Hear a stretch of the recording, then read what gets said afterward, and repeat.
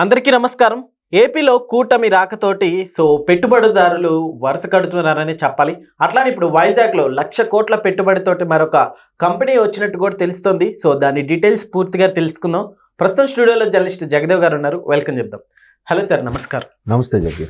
Sir, ఇప్పుడు 1,00,000 కోట్ల పెట్టుబడితోటి వచ్చినట్టు కూడా తెలుస్తుంది వైజాగ్‌కి. ఏంటి సార్ దాని డీటెయిల్స్? అంటే వైజాగ్ పేరు మనం గత సంవత్సరంన్నరగా వింటూనే ఉన్నాం. వైజాగ్ గూగుల్తో ప్రపంచవ్యాప్తం అయిపోయింది. ఇంకా అంటే వాస్తవానికైతే రిజిస్టర్డ్ నేమ్ విశాఖపట్నం, కానీ వైజాగ్ అని ఇప్పుడు విజయవాడకి బెజవాడ అని ఎలా అంటాము, అలాగే మచిలీపట్నంకి బందరు అని ఎలా ఉంటుందో అలాగే విశాఖపట్నంకి వైజాగ్ అంటాం. ఈ వైజాగ్లో ఏదైతే మనకి డేటా సెంటరు దాంతోపాటు సాఫ్ట్వేర్ కంపెనీస్ అయ్యాయో, తాజాగా రాష్ట్ర మంత్రి మన లోకేష్ గారు విద్యా అండ్ ఐటీ శాఖ మంత్రి కదా, అంటే సరైన పర్సన్కే ఐటీ శాఖ మంత్రిగా నియమించారు అనడానికి ఇది ఒక బెస్ట్ ఎగ్జాంపుల్. ఎందుకంటే 2014లో ఇలాగే ఆయనకి కొన్ని బాధ్యతలు అప్పగించినప్పుడు ఆయన ఏదో తండ్రి పేరు చెప్పి వచ్చాడు అని అన్నారు. లేదంటే తండ్రి కానీ లేకపోతే ఈరోజు జీరో అని ఎన్నో విమర్శలు చేశారు. ఎవడైనా అంతే. మరి 19 నుంచి 24 మధ్యలో జగన్మోహన్ రెడ్డి గారు ముఖ్యమంత్రి అయ్యారంటే రాజశేఖర రెడ్డి గారి పేరు వాడుకొని ఆయన ఫ్యాన్ బేస్ని వాడుకొని అయిన వ్యక్తే, కానీ సొంతంగా అయిన వ్యక్తి ఆడుంది. షర్మిలమ్మ గారు ఆ క్యాన్వాస్ అరెస్ట్ అయినప్పుడు క్యాన్వాసింగ్ చేయకపోతే పార్టీయే లేదు అసలు. నిజం కరెక్ట్గా చెప్పాలంటే నిజంగా కాంగ్రెస్ ప్రభుత్వం ఏదైతే ఉచ్చు బిగించిందో మొత్తం ఇప్పటికీ తేరుకోలేకపోతున్నారుగా. వాయిదాల మీద వాయిదాల అరెస్టులు వెళ్తున్నారుగా కోర్టులకి. సరే, అది పక్కన పెడితే ఇప్పుడు ఏదైతే లోకేష్ గారిని అంత హేళన చేశారో, ఆయన సత్తా చాటి మంగళగిరిలో ఎక్కువగా ఓడిపోతున్న టీడీపీ స్థానాన్ని దక్కించుకొని దాంట్లోనే బంపర్ మెజార్టీ గెలిచి ఈరోజు ఐటీ శాఖ మంత్రి. ఇప్పుడు ఆయన ప్రతిసారి మీరు చూడండి, ప్రతి నెలకో 2 నెలలకు ఒకసారి విదేశీ పర్యటన చేస్తూనే ఉన్నాడు ఆయన. చాలా మంది విదేశీ పర్యటన జనరల్గా ఫ్యామిలీతో వెళ్ళిపోతుంటారు. ఆయన ఫ్యామిలీతో వెళ్ళడు, సింగిల్గా వెళ్తాడు, ఆయన టీంతో వెళ్తాడు. వెళ్ళిన మరుక్షణం అక్కడున్న, నేను చాలా సందర్భాల్లో చెప్పాను, మళ్ళీ అదే చెప్తున్నాను, అక్కడున్న ప్రవాస భారతీయులు లేదా ప్రవాస ఆంధ్రులు ఎవరున్నారు, ఏంటి, వాళ్ళు మనకి ఏ విధంగా సహాయపడగలరు, ఏ విధంగా ఉపయోగపడతారు, వాళ్ళతో కలిసి కూర్చోవడం, మాట్లాడడం. రేపు సమావేశం ఉందనగా ఈరోజు సాయంత్రమే ఆయన మ్యాక్సిమం కొలిక్కి తీసుకొచ్చేస్తాడు. అంటే ఎంత ప్రీ ప్లానింగ్ చూడండి. ఇప్పుడు దావోసు కూడా మరలా ఈయన వెళ్ళి అక్కడ ఆర్ఎంజెడ్ అనే సంస్థ ఒప్పందాలు చేసుకున్నారు. తీరా చూస్తే ఆర్ఎంజెడ్లో ఉండే చైర్మన్ మనోజ్ మెండా ఎవరు, ఆయన చైర్మన్. మనోజ్ అనే పేరు ఎవరికి ఉంటుంది? ప్రవాసాంధ్రుడే ఖచ్చితంగా.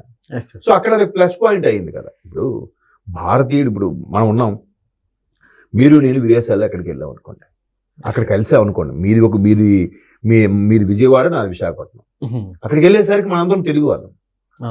ఒక ఇండియాలో అక్కడికి వెళ్ళాం. అదే కాశ్మీర్ వాడు వచ్చాడో లేదా కన్యాకుమారి వాడు వచ్చాడో లేదు, వెళ్ళాను వేరే దేశంలో కలిసాం, అదే మనందరం ఇండియన్స్. అక్కడికి వెళ్ళేసరికి భారతీయుల ఫీలింగ్ వస్తుంది. మన పక్క రాష్ట్రం వెళ్తే తెలుగు వారి ఫీలింగ్ వస్తుంది, పక్క దేశం వెళ్తే భారతీయులు మన ఫీలింగ్ వస్తుంది. అలాగా ఇప్పుడు అక్కడికి వెళ్ళిన తర్వాత ఫస్ట్ భారతీయులు మన తెలుగు వాళ్ళు ఏంటి, వాళ్ళు క్లియరెన్స్ అయిపోతుంది. వాళ్ళు ఏదైతే పెట్టుబడులు పెట్టడానికి సిద్ధమవుతూనే కొన్ని రకాల ఇన్ఫ్రాస్ట్రక్చర్ కూడా వాళ్ళే డెవలప్ చేసి ఇస్తారంట. ఆర్ఎంజెడ్ అనే సంస్థ చాలా పెద్ద సంస్థ. అంటే లైక్ ఇన్ఫ్రాస్ట్రక్చర్, ఇప్పుడు చూడు సత్వ అని కొన్ని ఉన్నాయి చూసారా, తర్వాత ఎరీనా, అలాగే ఇప్పుడు మైండ్ స్పేస్ వాళ్ళు కూడా రహేజా అలాంటివి ఏవైతే ఉన్నాయో అట్లాంటి కన్స్ట్రక్షన్ తో పాటు ఈ కొన్ని రంగాల్లో పెట్టుబడులు, అంటే గ్రీన్ హౌస్ లాంటివి వాటిలో కూడా ఎస్టాబ్లిష్ చేస్తూ వస్తున్న కంపెనీ ఆర్ఎంజెడ్. ఆర్ఎంజెడ్ పేరు విన్నాను, కానీ దానికి ఇన్ని రకాల సిస్టమ్ కన్సర్న్ కంపెనీలు ఉన్నాయన్న విషయం కూడా నాకు తెలియదు. ఎవరితో చెప్తే పని అవుతుందా అనే విషయంలో డైరెక్ట్ చైర్మన్ తోనే సమావేశం అయ్యాడు ఆయన. ఇప్పుడు ఫస్ట్ థింగ్, ఆయన వొకాబులరీ, ఆయన కమ్యూనికేషన్ స్కిల్స్ కూడా చాలా ప్లీజింగ్ గా ఉంటాయి. మామూలుగా తెలుగు ఎలా మాట్లాడతాడో అలాగే మాట్లాడుతూ, మీరు చాలా సమావేశాలు కూడా చూసే ఉంటారు లోకేష్ గారు ఎలా మాట్లాడతాడు, అలాగే మాట్లాడుతున్నాడు. చాలా ఒబీడియంట్ గా, పద్ధతిగా, ఒకటే డ్రెస్సింగ్ సెన్స్. ఎక్కడికి వెళ్ళినా కూడా అక్కడికి వెళ్ళాం కదా అని భారీ బిల్డప్లు అవేం లేదు, ఒకటే టీం, ఒకటే డ్రెస్సింగ్ సెన్స్.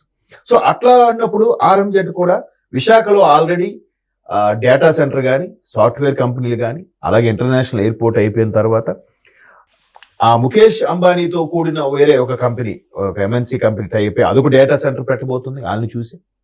ఇప్పుడు ఈ ఆర్ఎంజెడ్ కూడా దానికి సహకారంగా, దానికి ప్రోద్బలంగా ఏవేవి చేయాలి ఏంటి అనేది విశాఖపట్నంలో కాపులుప్పాడు అని ఉంది. కాపులుప్పాడు ఆ ఏరియాలో సుమారుగా ఒక 500-600 ఎకరాలని ఆల్రెడీ ల్యాండ్ ఎక్విజిషన్ జరిగింది, ల్యాండ్ పూలింగ్ జరిగింది. దాన్ని వీళ్ళకి కేటాయించబోతున్నారు. 10,000 చదరపు అడుగుల స్థలం అంటది. ఇదే ఇప్పుడు ఇక్కడ నేను నాకు పొద్దున్న హైటెక్ సిటీ వైపు నుంచి అటు గచ్చిబౌలి వెళ్తున్నప్పుడు అదే అనిపించింది నాకు. మొత్తం కొండాపూరు గచ్చిబౌలి ఒకవైపే పెట్టేశారు. దాని తగ్గట్టు నెక్స్ట్ కోడ్ లెవెల్స్ లో కూడా ఏదైతే చంద్రబాబు నాయుడు గారు హైటెక్ సిటీ మాదాపూర్ స్టార్ట్ చేశారో, తర్వాత హైటెక్ సిటీ, తర్వాత కొండాపూర్, దానికి ఆనుకుని అలా స్ప్రెడ్ అవడం, ట్రాఫిక్ అంతా ఒకే వైపు వెళ్ళిపోతుంది. అలా కాకుండా ఇటువైపు ఒకటి అటువైపు ఒకటి చేస్తుంటే స్ప్రెడ్ అయ్యేది కదా.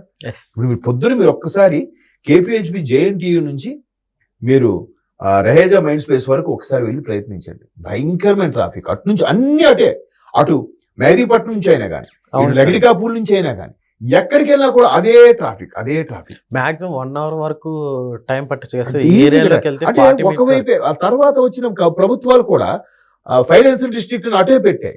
ఇప్పుడు వీళ్ళేం చేస్తున్నారు, వైజాగ్ సిటీకి నలువైపులా ఒక్కొక్క దగ్గర ఒక్కోలా పెట్టేలా ప్లాన్ చేస్తున్నారు. అప్పుడు బైఫర్కేట్ అయిపోతుంది కదా ట్రాఫిక్ కూడా. దీంతో పాటు రాయలసీమలో కూడా టేక్ లోడ్, అంటే మన బాలయ్య గారి నియోజకవర్గం హిందూపురానికి ఒక 20-25 కిలోమీటర్ డిస్టెన్స్ లో టేక్ లోడ్ ఉన్న ఏరియా ఉంది. అక్కడ స్థలం ఉంది. అక్కడ మళ్ళీ ఎందుకు ఇదే ఆర్ఎంజెడ్కి ఎందుకు అప్పచెప్తున్నారు? అక్కడ ఉండే గ్రీన్ హౌస్ సంబంధించి కానీ, ఈ టెక్నాలజీకి సంబంధించిన బిల్డింగ్స్ సంబంధించి కానీ, వీళ్ళు ఉపయోగించే ఏదైతే కంపెనీలు ఎస్టాబ్లిష్ అవ్వడానికి వీళ్ళు ఇచ్చే మధ్యవర్తిగా బిహేవ్ చేయడం కానీ, ఇవన్నిటికీ ఆర్ఎంజెడ్కి మళ్ళీ ఎందుకు అప్పగించారంటే, బెంగళూరులో ఆల్రెడీ ఒక 4-5 ఎంటర్ప్రీనర్స్ బహిరంగంగానే ట్వీట్ చేశారు, బెంగళూరు సిటీ ఇంకా మనకి సరిపోవట్లేదు, ట్రాఫిక్ కూడా భయంకరంగా గందరగోళంగా ఉంటుంది, మాకు ఒక కొత్త సిటీ కావాలి. ఇది ఆల్మోస్ట్ ఒక 3-4 ఏళ్ళ నుంచి నినాదం నడుస్తూనే ఉంది సోషల్ మీడియా వేదికగా. బట్ కర్ణాటక ప్రభుత్వం సరిగ్గా స్పందించట్లేదు. ఆప్షన్స్ లేవు. ఇప్పుడు మనం చూసుకుంటే ఇలాంటి కంపెనీస్ కి అంటే కొన్ని మెయిల్స్ వెళ్తున్నాయి ఇక్కడికి రావద్దు అన్నట్లు కూడా నడుస్తుంది సార్. సో ఇలాంటి ప్రయత్నాలు ఎవరు చేస్తారు? అర్థమైపోయింది. అదే అలాగా మెయిల్స్ వెళ్ళి ఆకాశ రామన్న ఆకాశ సీత ముత్రాలు రాస్తే వాళ్ళు భయపడిపోయి ఆగిపోయే పరిస్థితులు లేవు. అవి చిల్లర టెక్నాలజీ, చీప్ మెంటాలిటీ ఉన్న వాళ్ళు అవన్నీ చేస్తారు. ఎవరు చేస్తారు? ఒక్కసారి చంద్రబాబు నాయుడు అంటేనే నాయుడుజీ అని ఒక పేరు, ఒక బ్రాండ్ ఉండిపోయింది. ఈయన వచ్చాడంటే ఎక్కడ లేనివన్నీ వస్తాయి. ఇవన్నీ సొల్లు, వారం లేక కడుపు మంటతో అభివృద్ధి చెందుతున్న బాధతో అవుతున్న వ్యవహారాలని. మీకు ఇంకో చిన్న ఎగ్జాంపుల్ చెప్తాను. రీసెంట్ గా సంక్రాంతికి వెళ్ళి ఊరు వచ్చాడు ఒక అబ్బాయి, ఇలాగే ఒక ఛానల్ తాలూకా కెమెరామెన్. ఆ అబ్బాయి ఊరిలో వచ్చి అదే చెప్తున్నాడు, సార్ ఏంటి సార్ ఊర్లో భలే అందరూ హుషారుగా ఉత్సాహంగా ఉన్నారు సార్, కాకపోతే మా ఫ్యామిలీ వైసీపీకి రిలేటెడ్ సార్, నాకే కొద్దిగా అదుకులాగా అనిపించింది సార్. వాళ్ళు ఎక్కడికి వెళ్ళినా కూడా నన్ను వాళ్ళు వైసీపీలో ఉన్నారు కదా మీరు, మీ అభివృద్ధి మా అభివృద్ధి మీకు ఎక్కడ పడుతుంది అంటే నాకే షేమ్ అనిపించింది సార్. లాస్ట్ 5 years ఎంతసేపు బటన్ నొక్కాము, పథకాలు ఇచ్చామని కానీ ఒక్కరు కూడా లేరు సార్. నేనే మా ఫాదర్ సర్పంచ్ అయ్యింది, నేనే హైదరాబాద్ వచ్చి బతుకుతున్నానంటే ఎందుకు సార్ బతుకు, ఎంత దూరంగా ఉండాలి, నాకు పండక్కి వెళ్తే ఊరు నుంచి రావాలనిపించలేదు సార్.